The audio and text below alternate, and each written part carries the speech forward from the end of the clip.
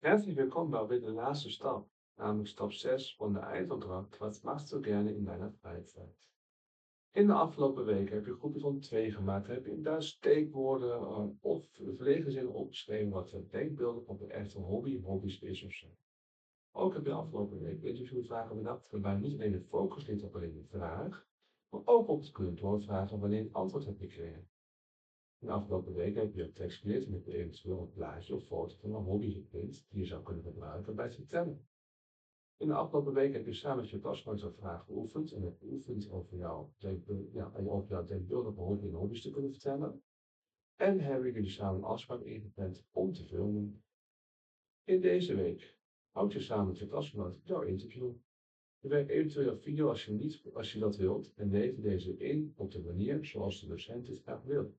Let er goed op dat iedere video een minimale duur heeft van 1,5 minuut aan gesproken tekst. Heel veel succes!